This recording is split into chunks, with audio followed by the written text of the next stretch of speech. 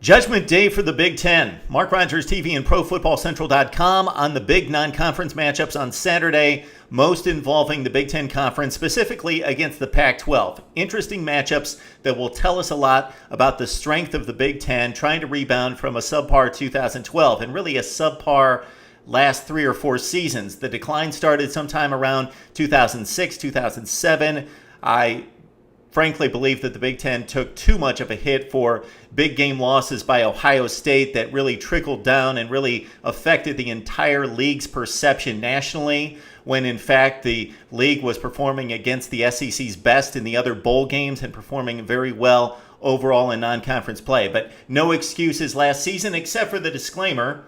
You have to keep in mind that Ohio State and Penn State were on the sideline for bowl play. That completely changed the bowl slotting because you're talking about clearly the best team in the league and the third seeded team in the league in Penn State at 6-2 having to sit out. Therefore, the rest of the league had to step up. Therefore, you've got a Wisconsin team at 4-4 against Big Ten competition. So Wisconsin didn't prove to be anything special against the Big Ten, and then went out to play Stanford in the Rose Bowl and acquitted itself very well in a 6-point loss. But bottom line, 2-5 non-conference in bowl play, and really had no big victories other than Michigan State defeated Boise State, a decent win last season. Also, you had Northwestern turned out to be a nice win against Vanderbilt, one of the 15 or 20 best teams in the country in 2012. But otherwise, Notre Dame swept the Big Ten, even though we have to consider that Purdue was a marginal football team and took Notre Dame down to the last 5 seconds. But that was last year.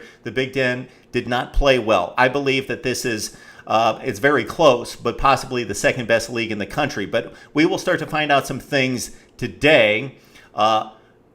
First couple of weeks, the Big Ten held serve, did what it had to do, won all the mismatches, no really embarrassing losses.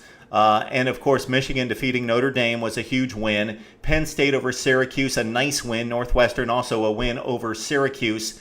The big one last week was Illinois, actually, a 2-10 team last season, defeating Cincinnati easily 45-17. So a nice win for the Big Ten.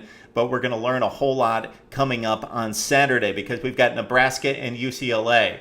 Nebraska went to the West Coast last season to take on UCLA and got embarrassed defensively. 653 yards for UCLA. Brett Hundley went off. The one factor in this game that's removed for UCLA is Jonathan Franklin, who really beat down the Huskers defense. 217 yards rushing in last year's matchup. Bo Pelini is really playing up the revenge factor in this game. We don't see it with Nebraska's defense. They really looked horrible 2 weeks ago in the opener against Wyoming. They've got some issues in the open field and taking on UCLA, Shaq Evans in the open field, and some others at the wide receiver position. So UCLA, Nebraska, huge matchup here. Nebraska needs to hold home serve. This is probably the most pivotal of the matchups for the Big Ten.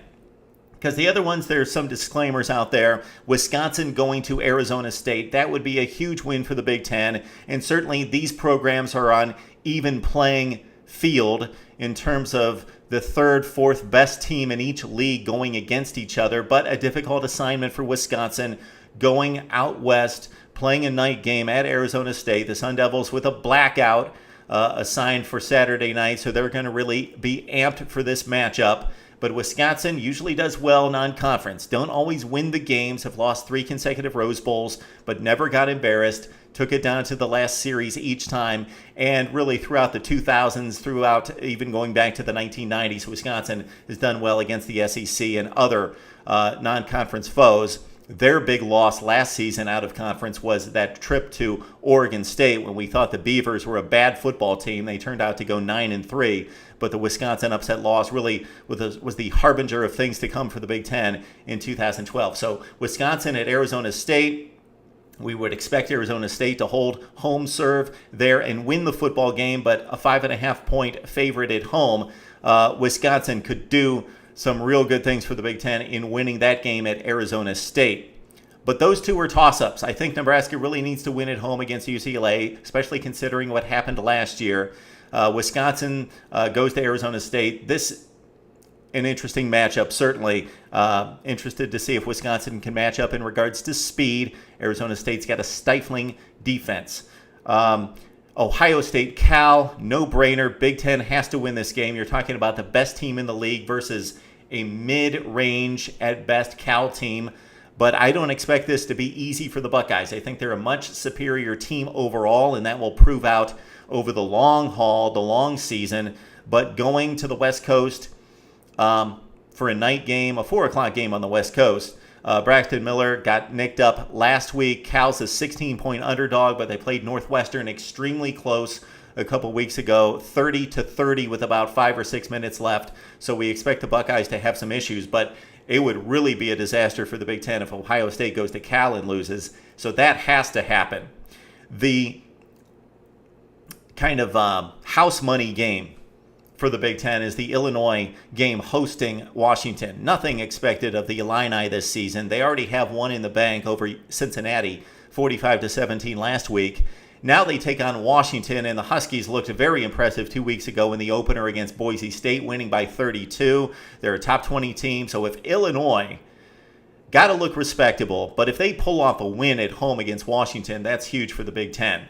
A couple other matchups that are kind of off the radar, but a sneaky tough one. Penn State hosting Central Florida, who's annihilated 2 inferior opponents, including Akron, just giving up 7 points in 2 weeks.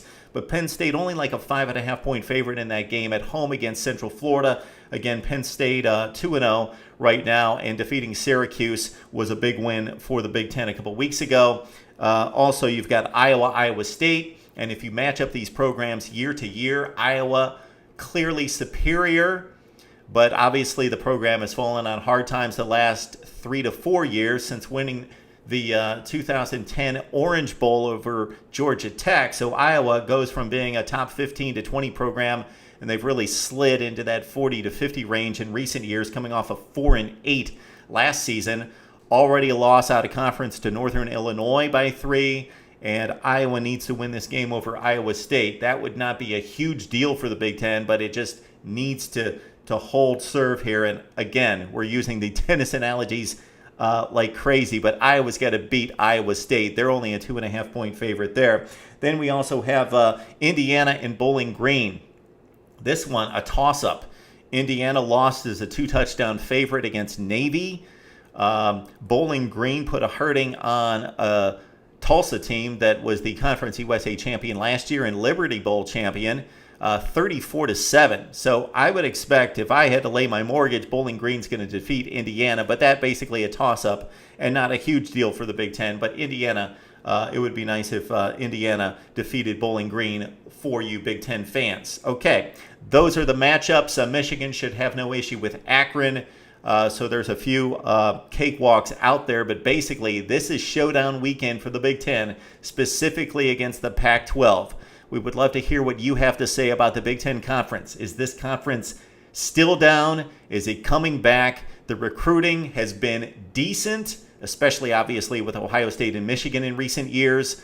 Certainly second, a far second to the SEC in recent years, but looking at the last couple years, at least in second place over the ACC, the Pac-12, and the Big 12 in the recruiting races. So does that pay off on the football field this year? We shall see. Again, would love to hear from you about the Big Ten and college football in general, right here on Mark Rogers TV and ProFootballCentral.com.